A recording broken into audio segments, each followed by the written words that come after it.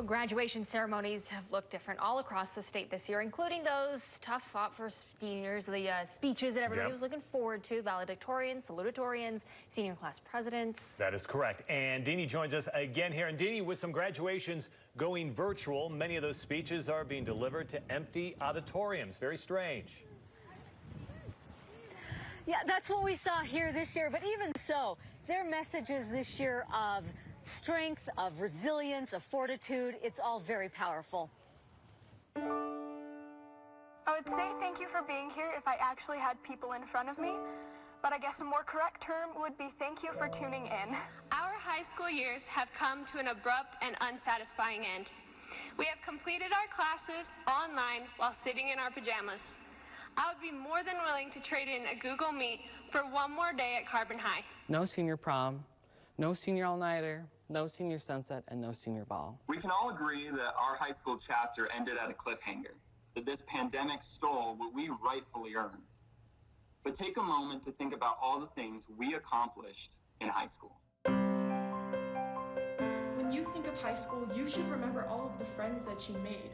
That awesome poem that you wrote for the poetry slam, the moments spent with your team, and the countless hours of work you put in to make getting that tassel worth it.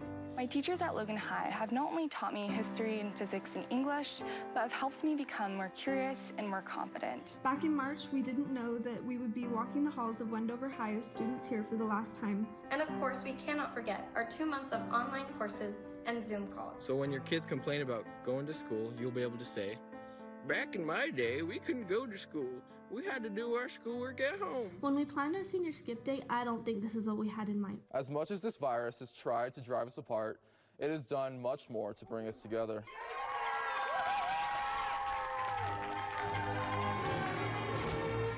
If a pandemic can't stop our class from succeeding and having fun, then there's nothing in our life that can. Class of 2020, we will be remembered. Let it not only be because of the craziness of our year, but because we are resilient. This experience has made us stronger, helping us to learn our limits and overcome them. We can do hard things. As many of you know, I've been battling cancer the whole time that I've been in high school. Every single one of you has had small things and big things that have affected your life. The challenges don't get any easier from here. Next time things go wrong, know that you can do this. You've done it before. We are in the midst of the darkest night many of us have ever experienced. However, the darker the night, the brighter the stars shine. But that taught us how to rise up together, even when we are apart. Once April hit, it was illegal to physically stand together. We could only stand together 6 feet apart. We stood strong and conquered.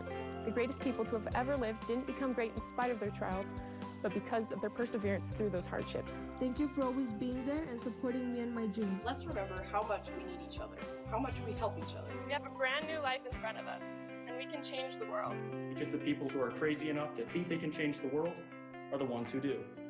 Here's to the crazy ones, here's to you, here's to the class of 2020. When we stand together, we are stronger. We, the class of 2020, are now high school graduates. Some may try and label us as a class of COVID-19, but we're so much more than that. We're the class of grit, the class of overcoming, the class of triumph.